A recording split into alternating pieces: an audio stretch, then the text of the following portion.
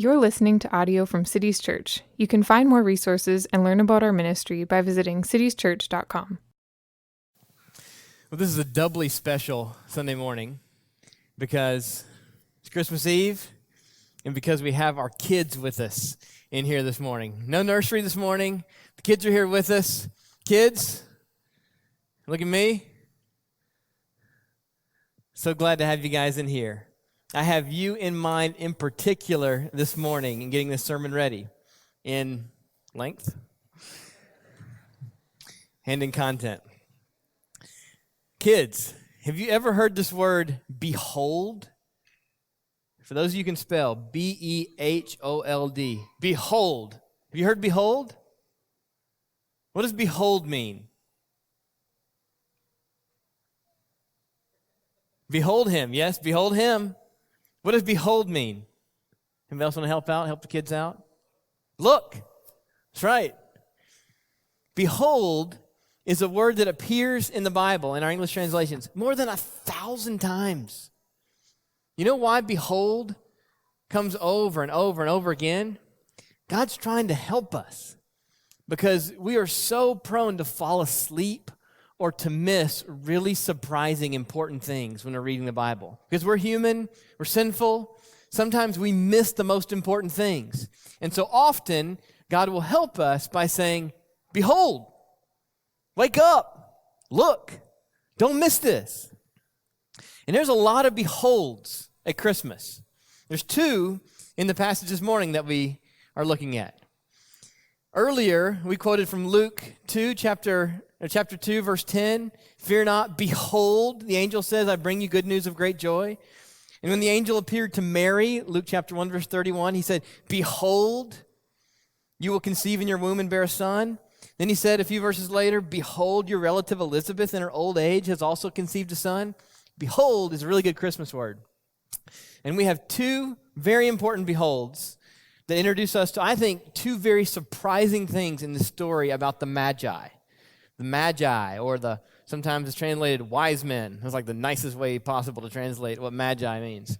Or three kings, which we'll talk about that later. The story of the Magi, which we're so used to. They come every Christmas. We're so used to the Magi coming. So we're so used to falling asleep. And Matthew helps us with two very important beholds, and I think there's a third surprise in this text. So what I want to talk to you about for the next few minutes is three surprising things in this story of the wise men. There are three very surprising things here. Number one is behold, Magi. Matthew doesn't want us to miss this. He doesn't want us to be so used to Christmas stories year after year that we're not surprised when Magi show up. Look at verses 1 and 2. Now, after Jesus was born in Bethlehem of Judea, in the days of Herod, behold, wise men, literally that's the word Magi, from the east came to Jerusalem, saying, where is he who was born King of the Jews? For we saw his star when it rose, and we've come to worship him. So here's our first behold. Behold, Magi come to worship Jesus. What's so shocking about the Magi coming? Why aren't we surprised when they come every year? Matthew wants us to be surprised. Why should we be surprised? Magi, again, for the kids who can spell, Magi is M-A-G-I. Magi. Do you know what word that's very similar to in English? What English word is built on Magi? Magic. It's not an accident. The Magi is an ancient word for pagan astrologers. People who look up to the sky and try to find stuff happening in the sky, try to find meaning in the sky. And they dabble in the dark arts until eventually our word magic in English came from the word magi. And behold, Matthew says, look at this. Don't miss this. Don't fail to be surprised at this. Magi are coming to worship Jesus at his birth. Astrologers are coming. Pagan sorcerers are looking for Jesus. Wizards want to come worship. This is shocking. Now, We Three Kings, beautiful Christmas carol. I love it. I requested this morning that we sing it. So I don't want to play the spoiler here too much. And I love the Beach Boys version best of all. Anybody else here like the Beach Boys? Kids, if you have never heard of the Beach Boys, ask your grandparents about the Beach Boys. I don't want to play the spoiler, but these dudes aren't kings, all right? Not kings. These guys are sorcerers and wizards. This is like Gandalf and Dumbledore are coming to worship baby Jesus. These magi are not kings, but they're pagan specialists in the supernatural. They're experts in astrology, magic, and divination, and they're coming to worship Jesus. God is drawing them to Jesus, even though their vocation is roundly and clearly condemned throughout the Bible. Moses was very clear in Deuteronomy 18. There shall not be found among you one who practices divination or tells fortunes or interprets omens or a sorcerer or a charmer or a medium or a necromancer or one who inquires of the dead. For whoever does these things is an abomination to the Lord. And then the prophet Isaiah adds his denouncement of those who divide the heavens, those who gaze at the stars. And then the prophet Jeremiah adds his voice in condemning astrology. Jeremiah chapter 10, verse 2. Learn not the ways of the nations, nor be dismayed at signs in the heavens. Then in the New Testament, Acts chapter 8, Peter condemns a man named Simon who dabbled in magic and offered money to obtain the apostles' power to heal. In Acts 13, Paul condemns a magician named Elymas who was opposing the advance of the gospel. The Bible's very clear from beginning to end.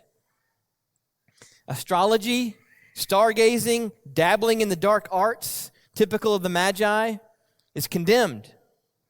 In biblical terms, these Magi are clearly marked as sinners. And Matthew says, behold, astrologer, wizard, stargazing, Magi come. The sinners come. He comes not to call the righteous, but sinners. So our first lesson for the kids and for all of us. Kids, you listening? Very important. We as Christians should be really careful about having a narrower view of who can come to Jesus than God does. We are so prone to write off people like the Magi. And God doesn't write them off. God doesn't write off sinners. It's a good thing, or none of us would have a chance. God is seeking worshipers even from the priestly caste of a pagan religion. There will be worshipers from Hogwarts, even Slytherin. That's the power of God's grace. So the first behold, Magi. That's a surprise. Don't miss the surprise. Second surprise, behold the star. It's not normal star activity. Okay? Verse 9. After listening to the king, the Magi went on their way, and behold, the star they had seen when it rose went before them until it came to rest over the place where the child was. Anybody ever seen a star like this? The second behold is, behold, the star moved. Pay attention. Take notice. This star is guiding them to Jesus. God is not welcoming these Magi on the provision that they first abandon their astrology, and then he'll welcome them to Jesus. That'll come later. No. He comes to them where they are. He comes to them in their sin. He goes as far as to use the Magi's pagan superstitions to draw them to Jesus. Not only is he drawing sinners to Jesus, but he's doing so even through the very channels of their sin. He captures their attention with a supernatural star, and he leads them to his son. Now, in the last few hundred years, in our rationalistic, scientific, modern age, some have sought to come to the rescue and to speculate here about this star as a comet or supernova or some kind of planetary conjunction. I don't think the effort to explain this in scientific terms is worth a lot of your time. Behold, the star moves and comes to rest over the place where Jesus was. This is a supernatural occurrence tailored by God to draw these magi astrologers to his son. The likes of this star we have not seen, have no experience of, and I don't think we can describe in scientific terms. Lesson for the kids. All right, kids, you still there? Look up from your artwork. Quick lesson. In Christianity, it is very important that we focus on the main things and not get distracted by stuff out at the sides. And a word for this is marginal. Not to be distracted by the marginal. Instead of the main part, the body of the paper, there's the margins on the outside. And there's always this temptation to get distracted by marginal things and forget the very center and the very heart of what the Christian faith is all about. And speculating on and on about this star and some kind of scientific explanation is at best a marginal thing. And I don't think we should spend our time fascinated by things at the margin. And another word is, I don't think we have to, as Christians, we don't have to explain everything by science. We believe in a God who created it all, who himself came into our world very unscientifically, and who changes the world as he sees fit. He upholds it by the universe, by the word of his power, the universe, and he does the supernatural as he sees fit. So Christmas is a reminder that not everything has to be explained with our sense of science. So God comes to these magi, these stargazers, where they are in their sin, where their attention is focused on the stars for guidance instead of the scriptures, and he woos them to his son. And maybe your story this morning isn't all that different than the story of the Magi here on Christmas Eve. Perhaps your being here this morning is kind of a Magi's journey. You're not usually in church on a Sunday morning. Something about the holidays or friends or family got you here in unusual circumstances. Maybe you're drawn here in a kind of mysterious way. You felt an odd sense about it this morning. Maybe there'll be some clarity, some truth here for you. You're not sure why you accept the invitation to come. Maybe you're being drawn. There's a strange intrigue about this Jesus. And I hope that you'd be drawn this morning like the Magi. So behold, Magi, behold the star, and then our final surprise here. This is the third and final point. Behold the priests and scribes. Behold the priests and scribes. The pagan astrologers, the Magi, they bow their knee to worship Jesus in verses 10 and 11. That's amazing, but it's not the biggest surprise. Go back to verses 3 to 8. When Herod the king heard this, that the Magi had come to worship a newborn king, Herod was troubled, and all Jerusalem with him. And assembling all the chief priests and the scribes of the people, he inquired of them where the Christ was to be born. And they told him, in Bethlehem of Judea, for so it is written by the prophet. And you, O Bethlehem, in the land of Judah, are by no means the least among the rulers of Judah. For from you shall come a ruler who will shepherd my people Israel. Then Herod summoned the wise men secretly and ascertained from them what time the star had appeared. And he sent them to Bethlehem, saying, Go, search diligently for the child. When you have found him, bring me word that I too may worship him. Herod's wickedness is so apparent to us. We know the type. You know this type of leader. We see it on the news, world leaders like this, similar to Herod. Insecure, disturbed, deceitful, murderous. He does not really intend to honor the child, but to kill him. We probably shouldn't be all that surprised by Herod. This is what we expect from Herod. But don't miss the role of the religious leaders here. This is what's so shocking. Verse 4, Herod assembled all the chief priests. Back in the day, they were called the Sadducees. And all the scribes. They were called the Pharisees. Pharisees and Sadducees, left and right, conservatives and progressives. and he inquired of them where the Christ was to be born. So he gathered all the trained theologians of the day, conservative and liberal. And these folks have read and reread and reread the scriptures. They've memorized them. They've memorized more of the Bible than you and I ever will.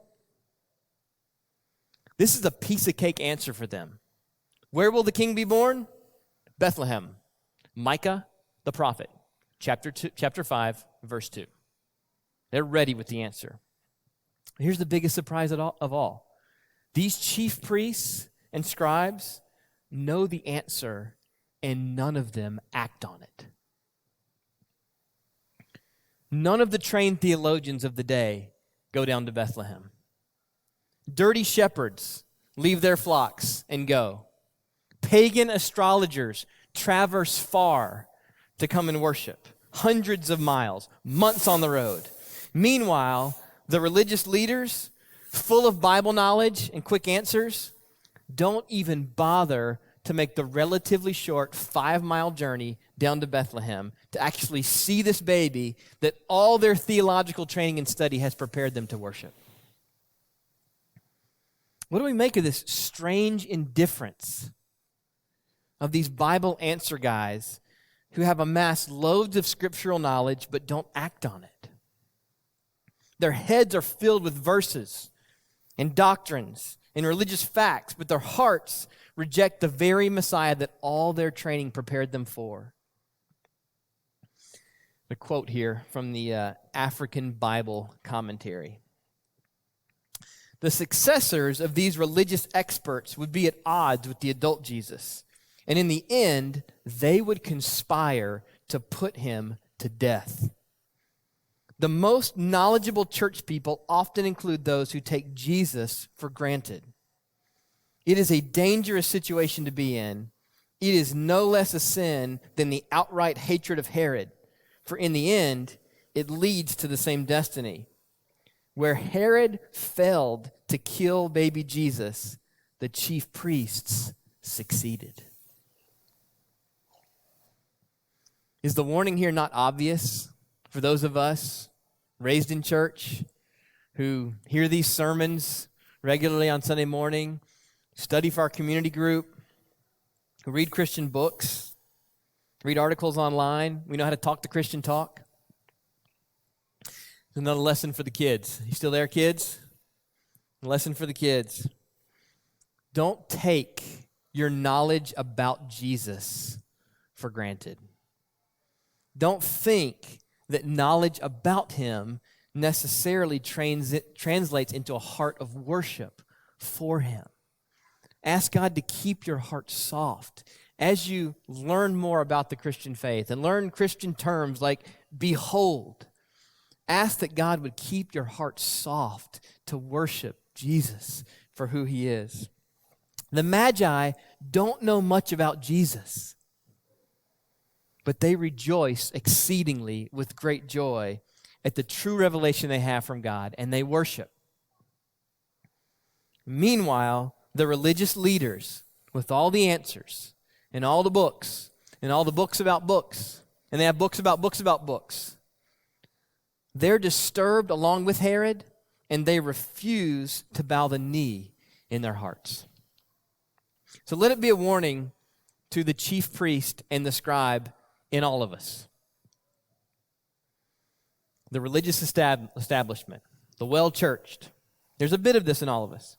Bible knowledge from all the classes and all the books can be precious fuel for worshiping the true Jesus, or a scary excuse for keeping Jesus at arm's length.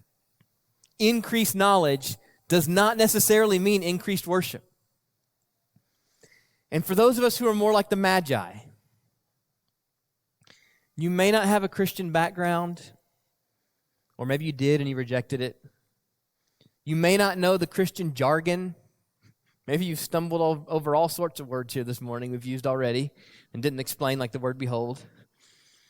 You don't fit nicely into a churchgoer box, and yet there's a strange sense in which you're being drawn to this Jesus. This whole church scene may feel really foreign to you. but we want you here. We want the Magi among us. We don't want to scare you away from Jesus. So let the astrologers come to Jesus and do not forbid them, for such is the kingdom of heaven. Magi among us. Please don't be sent away from worshiping Jesus by the scribes and the chief priests that are among us. So we three kings of Orient aren't kings, but they are worshipers of the true Jesus, the true King, the King of all kings, while the religious stand idly by with a strange indifference. But as we close here, why does the song say kings? Is the song just false? Did the song just miss it? Like, wizards didn't work. We needed a one-syllable word, We three wizards of Orient are. That just didn't fit the song. Why does the song say kings? The Magi aren't kings, but there is a profound way in which they point to kings. Look at verse 11. Going into the house, they saw the child with Mary, his mother. They fell down and worshiped. Then, opening their treasures, they offered him gifts, gold and frankincense and myrrh. And you can speculate about what these things mean. Gold is for a king, and frankincense is for the priest, and myrrh perhaps is about his death. And you can talk about what the possible meanings of these. Yes, maybe. What we have, though, biblically, is we have the prophecy from Isaiah 60, which Matthew 2 is echoing.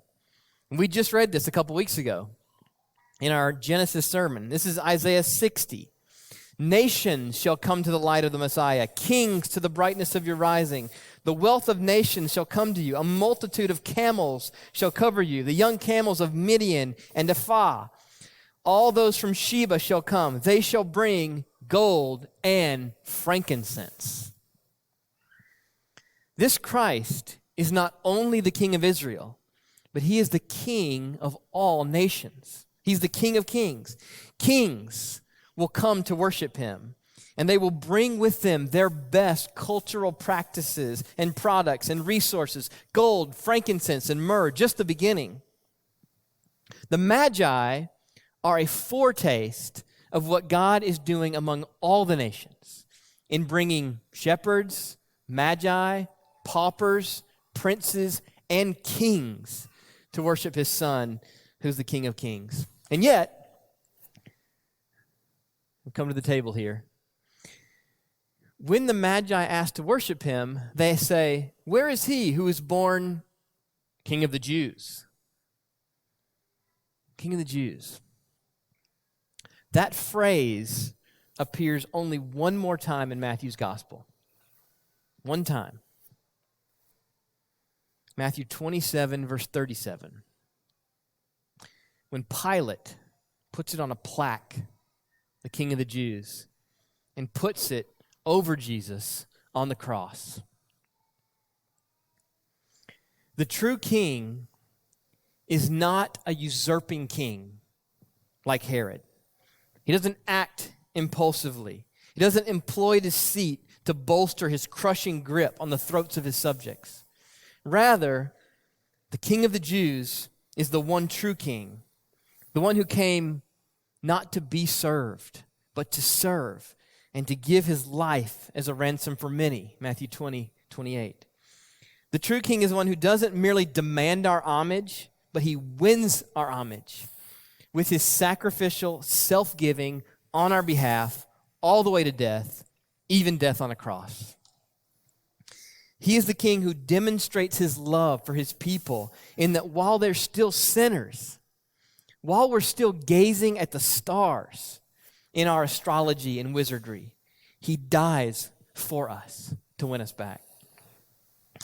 We Christians call this the gospel, the good news, that the baby in the manger was born to die to save sinners like us, to save magi like us.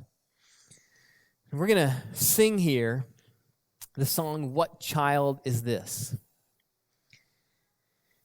Sometimes people I grew up thinking, what child is this? I can give you the answer to that on the one hand. Secondly, why the minor tune? Why the minor chords and the sound of all? Like, isn't it Christmas? Come on, joy to the world. Let's hark the herald angels sing. Why this somber, what child is this? And as you may know, there's a verse of what child is this that often gets left out. Really good artists, Christian artists, will do the song, do their arrangement, leave this verse out. Because it seems odd at Christmas to say, nails, spear will pierce him through. The cross be born for me, for you. Let's just have a happy Christmas. Let's not talk about crucifixion. He came to die. He didn't come just to be human and show us that he could do it. He came to give himself for us. He came to die for sinners. It's precious to sing Joy to the World and Hark the Herald Angels Sing, and to sing What Child Is This, which is what we celebrate here at the table. He gave his body to be broken for us. He spilled his blood to reconcile us with his Father. This meal, little cup, fragment of bread, is for the members of Cities Church. But if you're with us here this morning and you would say, Jesus is my great treasure. I lay down my other treasures. He's my great treasure. He's my Lord. He's my Savior. We'd invite you to eat with us. The servers can come. We will distribute a piece of bread. You put your hand up for a gluten-free option if you'd like that. We'll retain the bread and we'll eat together in just a moment. His body is the true bread. Let us serve you.